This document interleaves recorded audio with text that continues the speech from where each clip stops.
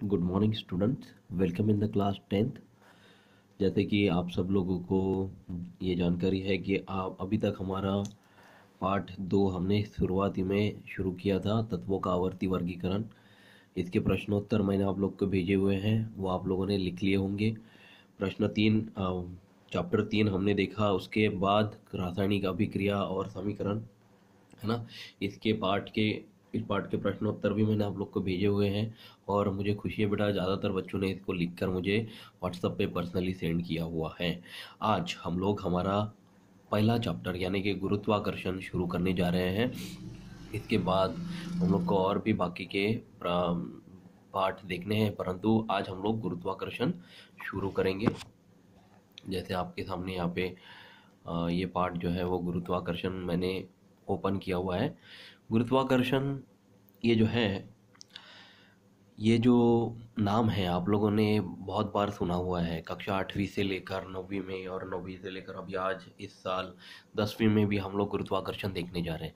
तो गुरुत्वाकर्षण है क्या, है ना।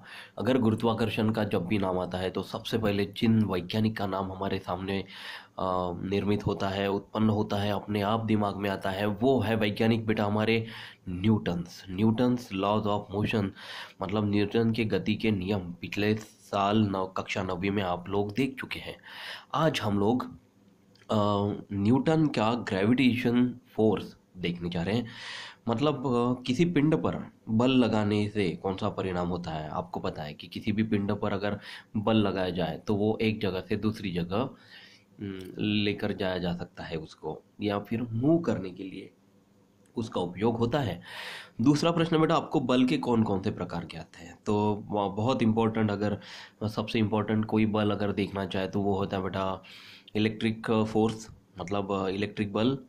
दूसरा आप लोग को पता है कि मैग्नेटिक फोर्स यानी कि चुंबकीय बल, है ना। फिर और भी है, फ्रिक्शनल फोर्स भी है, और इसके बाद हम लोग आज जो देखने जाने वाले हैं वो है हमारा गुरुत्वाकर्षण बल। गुरुत्वाकर्षण बल के बारे में आप क्या जानते हैं? आपको थोड़ी बहुत तो जानकारी गुरुत्वाकर्षण बल के बारे में होगी ही, परंतु गुरुत्वाकर्षण क्या है? तो एक गुरुत्वाकर्षण एक बल है और एक वैश्विक बल है जो केवल पृथ्वी पर स्थित दो पिंडों के बीच ही नहीं तो किन्हीं भी दो खगोलीय पिंडों के बीच भी प्रयुक्त होता है। जैसे देखो कि आपको पता है कि हम लोग पृथ्वी पर चल रहे हैं, पृथ्वी पर एक जगह से दूसरी जगह चल सकते हैं, लेकिन कोई एक बल होता है बेटा जो हम लोगों को पृथ्वी पर खींच खींच कर रखे हुए हैं। मतलब हम लोग अगर ये बल नहीं होता तो हम लोग हवा में उड़ सकते थे, हवा में उड़ सकते थे या फिर एक जगह से दूसरी जगह उड़ के चले जाते थे।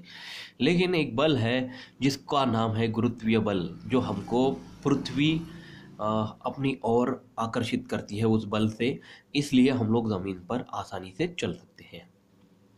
तो देखो, जैसे ये बल जो है वो हमारे मतलब किसी भी पिंड पर, जैसे मतलब कोई आदमी हो गया, कोई जानवर हो गया, उनके ऊपर ये प्रयुक्त होता है, उसी तरह से कोई भी वस्तु के ऊपर भी ये उसी तरह से प्रयुक्त होता है। वो किसी भी वस्तु को अपनी तरफ आकर्षित करके अपनी तरफ खींचने का काम करता है। यदि हम लोग इसके बाहर जाकर थोड़ी बात करें, मतलब पृथ्वी के बाहर किन्हीं भी दो खगोलीय पिंडों के बीच में बात करते हैं, जैसे कि चंद्रमा हो गया, सूर्य हो गया, हमारे आसपास मंगल, बुध, गुरु, शुक्र, शनि जैसे ग्रह हैं, इन सभी में कोई ना कोई बल है जो पृथ्वी के गुरुत्वाकर्षण बल से एक दूसरे के साथ जुड़े हुए हैं। तो इन सभी बलों के बारे में जानकारी हमने कक्षा 8वीं में देखी हुई है। अब इस बल की खोज कैसे हुई हम जानेंगे। तो शुरू करते बेटा गुरुत्वाकर्षण।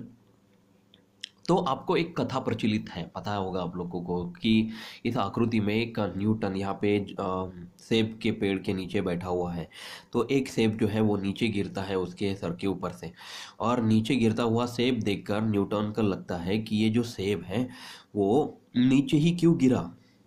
उसको मतलब वो जो लंबा दिशा में सीधे नीचे गिरा हुआ है वो तिरछा क्यों नहीं गिरा, या क्षितिज के समांतर रेखा में भी क्यों नहीं गया।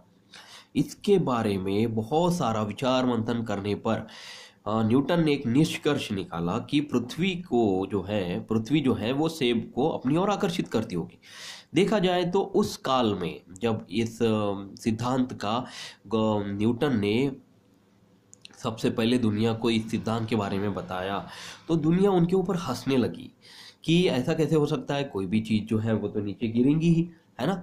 उसके लिए कोई बल आकर्षित करता है, ऐसा कौन समझेगा, कौन पता लगे, कौन बोलेगा, ऐसा होता ही नहीं है। उसके उनके ऊपर न्यूटन के ऊपर बहुत सारे लोग हंसने लगे, उनको पागल साबित करने लगे। लेकिन जब तक न्यूटन ने उसको पूरी तरीके से प्रूव नहीं किया, सिद्ध नहीं किया, तब तक बाकी लोग सोचते ही रहे, है ना। उसी तरह हम लोग को भी ये प्रश्न कभी भी नहीं आया कि कोई भी सेब जो है वो नीचे ही क्यों आता है, वो ऊपर क्यों नहीं जाता, या समांतर दिशा में ही क्यों नहीं जाता, क्षितिज के समांतर दिशा में, हाँ लंबवत दिशा में ही क्यों गिरता है। ये सब चीज़ें सबसे पहले किसने सोची थी, वो थे बेटा हमारे बहुत ही महान वैज्ञानिक जिनका नाम था न्यूटन। आज हम लोग हमारे पाठ में न्यूटन के अलावा केपलर्स जो है एक वैज्ञानिक थे, उनके बारे में भी देखने जा रहे हैं। केपलर्स ने भी आप लोगों को केपलर्स के 3 नियम बताए हैं। यहाँ पे केपलर का पहला नियम हमने देखने जाने वाले हैं, केपलर का दूसरा नियम, और फिर केपलर का तीसरा नियम भी आपके सामने आपको दिखेगा।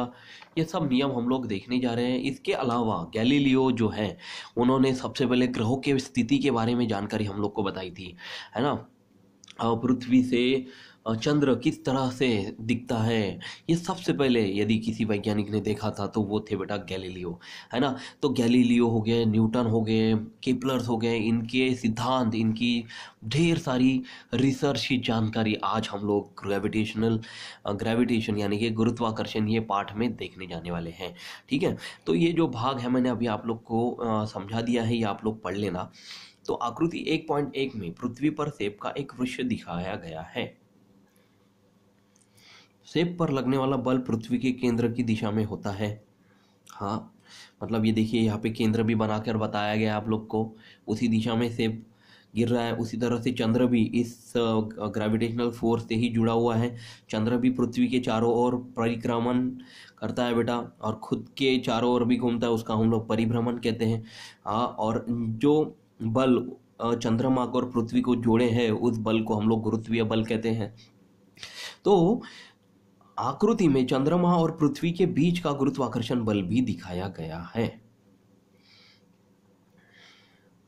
सेब पर लगने वाला बल पृथ्वी के केंद्र की दिशा में होता है, अर्थात सेब के स्थान से पृथ्वी के पृष्ठभाग पर लंब होता है। मतलब कोई एक लंब जो कि हम लोग को नहीं दिखता, अदृश्य है, वो लंब से ही कोई भी वस्तु या कोई भी पिंड, खगोलीय पिंड या फिर कोई भी जीवित या मृत वस्तु पृथ्वी से जुड़ी हुई है उसके गुरुत्वीय बल के द्वारा। न्यूटन ने सोचा कि यदि यह बल विभिन्न ऊंचाई पर स्थित सेबों पर प्रयुक्त होता है, तो क्या वह सेबों से बहुत दूर स्थित चंद्रमा जैसे पिंडों पर भी प्रयुक्त होता होगा। हाँ, ये होता ही है। तो इसी प्रकार क्या सूर्य ग्रह जैसे चंद्रमा, मंगल, बुध, गुरु से भी अधिक दूरी पर स्थित खगोलीय पिंड पर भी प्रयुक्त होता होगा। हाँ बिल्कुल, सूर्य के चारों ओर पूरे जो ग्रह हैं वो परिक्रमण कर रहे हैं, वो पूरे परिक्रमण करते समय उनके बीच में कोई एक बल है, जिसके वजह से गुरुत्वीय बल है, जिसके वजह से ही हम ये मानकर चलते हैं कि वो गुरुत्वाकर्षण बल की वजह से ही ये सूर्य के चारों ओर सभी घूमने वाले ग्रह जो है और उपग्रह हमारा चंद्रमा भी है, वो एक दूसरे के चारों ओर परिक्रमण करते हैं। आज हम लोग इसके बाद हमारा अगला भाग देखेंगे बेटा, बल व गति, जिसको हम लोग इंग्लिश में बोलेंगे फोर्स एंड मोशन। हाँ, बल के बारे में आप लोग को बताया ही है मैंने।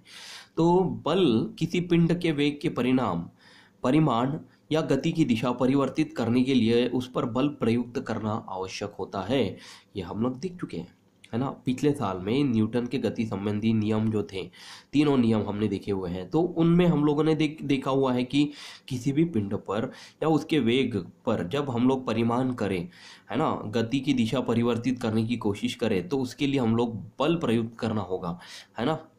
जैसे कि चलने वाली गाड़ी हमने देखी हुई है, उसके ऊपर यदि धीमे दिशा में बल प्रयुक्त किया गया, ब्रेक लगाया गया, तो वो थोड़ी देर के रुक जाएगी और उसको आसानी से हम लोग परिवर्तित दूसरी दिशा में परिवर्तित कर सकते हैं। तो ये हो गया हमारा बल व गति। अगले पेज में आप लोग को वैज्ञानिकों का परिचय यहाँ पे दिया हुआ है। वैज्ञानिक सबसे इम्पोर्टेंट सर आइजैक न्यूटन, इनके बारे में जानकारी बताई गई है। 1642 से 1727 में इनका काल हम लोग मानकर चलते हैं, जिन्होंने गणित के सिद्धांतों के ऊपर कैलकुलस के नाम से बहुत सारी अच्छी अच्छी जानकारी बताई। भौतिक शास्त्र में उन्होंने बहुत अच्छा योगदान दिया हुआ है। उन्होंने प्रकाश, ध्वनि, ऊष्मा जैसी चीज़ों पर बहुत अच्छी अच्छी खोज की हुई है। और न्यूटन ने परावर्तन एक दूरबीन बनाने वाले वो पहले वैज्ञानिक भी थे। ये सब जानकारी आप लोग पढ़ लीजिए। आज हम लोग इसके बाद आने वाला वृत्ताकार गति के बारे में जानकारी देखेंगे, जिसको हम लोग सर्कुलर मोशन कहते हैं। वो उसके बाद हम लोग अभिकेंद्री बल यानी कि सेंट्रीपिटल फोर्स देखने जा रहे हैं। तो अभिकेंद्री बल जो है वो आपको यहाँ पे इसकी परिभाषा दी गई है। अभिकेंद्री बल यानी क्या होता है यहाँ पे बताया गया है। उसके पहले मैं आप लोग को एक ये चित्र से कुछ जानकारी बताना चाहूँगा बेटा, कि ये जानकारी में एक लड़की आप लोग के सामने खड़ी है और उसने हाथ पर एक रस्सी से पत्थर बांधा हुआ है और ऊपर में पत्थर को जोर से वो घुमा रही है। एक दिशा में वो घुमा रही है। एक दिशा में घुमाते समय आप लोग को क्या समझ में आ रहा है?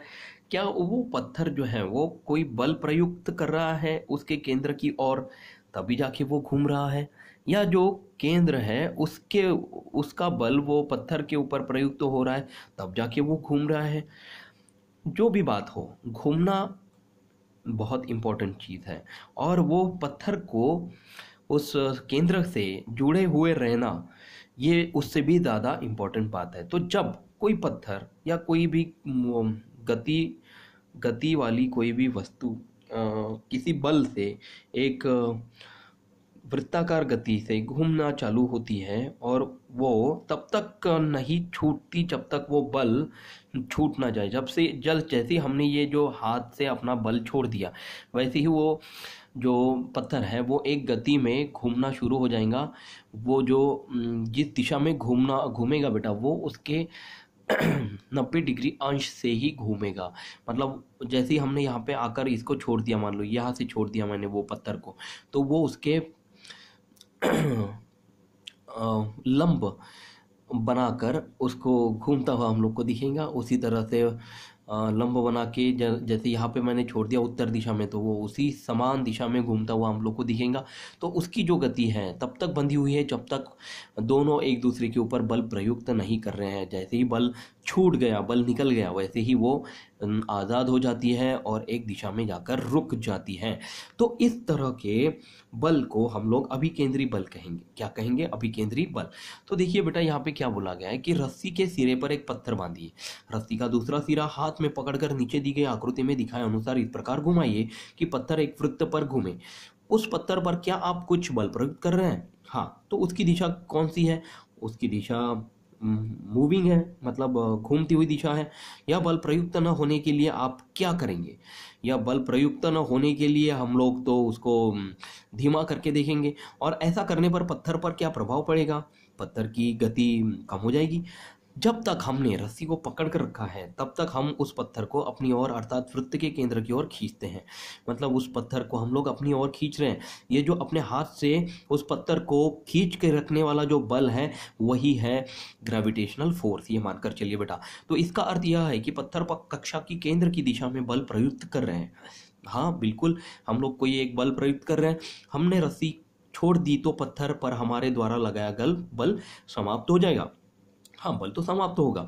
तो उस क्षण वृत्त पर पत्थर के स्थान पर स्थित स्पर्श रेखा की दिशा में पत्थर फेंका जाता है, क्योंकि उस क्षण वह उसके वेग की दिशा होती है। देखिए यहाँ पे जो आकृति आप लोग को बताई गई है ना, 90 अंश से वो जो पत्थर है वो अपनी दिशा बदलता है और वो जाकर रुक जाता है। तो आपको याद होगा कि हमने ऐसी ही एक कृति पिछले कक्षा में देखी हुई है। उसमें एक गोल घूमने वाली चकती पर रखा 5 रुपए का सिक्का स्पर्श रेखा की दिशा में फेंका था। तो वृत्ताकार कक्षा में घूमने वाले किसी पिंड पर वृत्त के केंद्र की दिशा में बल प्रयुक्त होता है। अब देखिए सेंट्रीपिटल फोर्स यानी कि अभिकेंद्री बल का यहाँ से यहाँ से हम लोग ये परिभाषा देखने जा रहे हैं बेटा। ये परिभाषा क्या कहती है हम लोग को कि वृत्ताकार कक्षा में घूमने वाले किसी भी पिंड पर वृत्त के केंद्र के दिशा में बल प्रयुक्त होता है, मतलब उसके केंद्र की दिशा में बल जो है ना पत्थर का प्रयुक्त होता है। यह उपयुक्त कृति द्वारा समझ में आता है और इस बल को हम लोग अभिकेंद्री बल कहते हैं। इसी बल के कारण पिंड केंद्र की ओर जाने के लिए प्रयुक्त होता है। अब आपको पता ही है कि पृथ्वी का प्राकृतिक उपग्रह चंद्रमा है और एक विशेष कक्षा में पृथ्वी के परितः परिभ्रमण करता है। आपको याद है बेटा कि चंद्रमा उसका परिभ्रमण अपनी पृथ्वी के समान गति से ही करता है, परंतु उसका परिक्रमण जो है पृथ्वी के चारों ओर घूम के उसी जगह पर आकर स्थित होने के लिए उसको 28 दिन का कालावधि लगता है, जिसको हम लोग पूर्णिमा और अमावस भी कहते हैं। तो अर्थात पूर्णिमा 15 दिन की और अमावस 15 दिन की, इस तरह से हम लोग 30 दिन का एक परिक्रमण मानकर चलेंगे। तो अर्थात उसकी दिशा और वेग निरंतर बदलता रहता है। तो क्या उस पर कोई बल सतत प्रयुक्त होता होगा? हाँ, उसके ऊपर गुरुत्वीय बल प्रयुक्त होता है। इस बल की दिशा कौन सी होगी? वो घूमती रहती है। यदि ऐसा नहीं होता तो चंद्रमा की गति कैसी होती? यदि ऐसा नहीं होता तो चंद्रमा हमारी कक्षा में घूमता ही नहीं। उसको यह गुरुत्वीय बल जोड़कर रखा है, जोड़ हुए रखा है, इसलिए वो घूमता है और एक गति से घूमता है। क्या हमारे सौर मंडल के अन्य ग्रह सूर्य के परितः ऐसे ही भ्रमण करते हैं? हाँ। क्या उन पर भी ऐसा ही बल प्रयुक्त होता है? हाँ। उसकी दिशा कौन सी होती है? उसकी दिशा मूविंग यानी घूमती हुई होती है। सभी दिशाएं उसमें आती है बेटा। तो पिछली कृति में उदाहरण और प्रश्नों पर विचार करने से यह स्पष्ट होता है कि चंद्रमा भी पृथ्वी के परितः परिभ्रमण करने वाला पिंड है। चंद्रमा को पृथ्वी के परितः उसकी कक्षा में घूमते हुए रखने के लिए उस पर बल प्रयुक्त होना आवश्यक है और यह बल पृथ्वी ही प्रयुक्त करती है। मतलब पृथ्वी जब तक उसके ऊपर बल प्रयुक्त करती रहेंगी गुरुत्वीय बल, तब तक चंद्रमा हमारी पृथ्वी के परितः उसकी कक्षा में घूमता ही रहेगा और चंद्रमा को अपनी ओर पृथ्वी आकर्षित करती रहती है। इसी प्रकार सूर्य भी पृथ्वी के साथ अन्य सभी ग्रहों को अपनी ओर आकर्षित करता है। तो जैसे सूर्य के चारों ओर पृथ्वी घूमती है, उस तरह मून मतलब चंद्रमा, मंगल, बुध, गुरु, शुक्र, शनि, ये सभी जो ग्रह इसके चारों ओर घूमते रहते हैं ना बेटा, तो ये सभी सूर्य उन सभी ग्रहों को अपनी ओर आकर्षित करने की वजह से ही वो घूमते रहते हुए हमको दिखते हैं। इसके बाद आज हम लोग को ये वृत्ताकार गति और अभिकेंद्री बल यहाँ तक हम लोग को समझ में आ गया है। यदि आप लोग को ये पाठ अभी भी नहीं ठीक से नहीं समझा तो ये जो वीडियो हमने बनाया हुआ है, ये वीडियो आप लोग और एक बार अच्छे से इसको देख लीजिए ताकि और अच्छे से आप लोग को समझ में आ जाए। अब हम लोग केपलर का नियम देखने जा रहे हैं। केपलर ने, जैसे मैंने आप लोग को बताया बेटा कि इसके 3 नियम है। केपलर का पहला नियम, केपलर का दूसरा नियम और केपलर का तीसरा नियम। अब ये केपलर जो वैज्ञानिक थे ये गैलीलियो के बाद ही आए थे, परंतु केपलर ने बिना गुरुत्वीय बल को मद में रखते हुए कुछ ये तीनों नियम समझाकर बताए थे। ये तीनों नियम का एक सिद्धांत उन्होंने बताया, लेकिन वो सिद्ध नहीं हो पाया था। मतलब उसको वो बनाया तो गया था लेकिन वो सिद्ध नहीं हुआ। परंतु उसके बाद, केपलर के बाद, जब न्यूटन ने गुरुत्वीय बल के बारे में पूरे दुनिया को बताया और उन्होंने ये भी बताया कि केपलर के नियम, जो तीनों नियम हैं, उनके गुरुत्वीय बल के आधार पर आराम से सिद्ध हो सकते हैं, तो उन्होंने उनको सिद्ध करके हमको बताया हुआ है। ठीक है, तो यहाँ पे देखिए प्राचीन काल से ही मनुष्य ग्रहों की स्थिति का निरीक्षण करते आया हुआ है, ये हमको पता है। तो गैलीलियो के पहले ये निरीक्षण केवल आंखों से ही किए जाते थे। मतलब आंखों से दिख रहा था कि चंद्रमा घूमता हुआ दिखता है, पर वो कैसा दिखता है ये सबसे पहले गैलीलियो ने अपना दूरध्वनि यंत्र बनाकर हम लोग को दिखाया था। 16वीं शताब्दी तक ग्रहों की स्थिति और गति विषयक बहुत सारी जानकारी उपलब्ध हुई थी। योहानस केपलर नाम के वैज्ञानिक ने इस संपूर्ण जानकारी का अध्ययन किया। उन्हें यह ज्ञात हुआ कि ग्रहों की गति के कुछ विशिष्ट नियम है। मतलब ग्रह जो हमारे चारों ओर घूमते रहते हैं ना, तो वो उनके कुछ विशिष्ट नियम हम लोग को वो वहाँ पे होते हैं, हम लोग को देखने होते हैं। तो उन्होंने ग्रह की गति संबंधित 3 नियम प्रतिपादित किए और वो 3 नियम केपलर के नियम नीचे दिए गए हैं। तो इन 3 नियमों को हम लोग बहुत अच्छे से और अच्छे से जानेंगे, लेकिन हमारे अगले वीडियो में। तब तक जितना पोर्शन आज हमने पढ़ा हुआ है, मैं आशा करता हूँ बेटा आप लोग को समझ में आया है, वीडियो भी अच्छा लगा होगा। तो आप लोग नियमित तरीके से वीडियो देखते रहिए। अभी तक जितना पोर्शन हमारा हुआ है वो सब पोर्शन आप लोग करके रखिए, लिख कर रखिए, ताकि परीक्षा में कोई भी प्रश्न पूछा जाए तो उसका उत्तर जो है वो आप लोग आराम से आसानी से लिख सको। और पढ़ाई करते रहिए, सबसे इम्पोर्टेंट है अपना ख्याल रखिए। ठीक है, thank you so much, thank you, bye.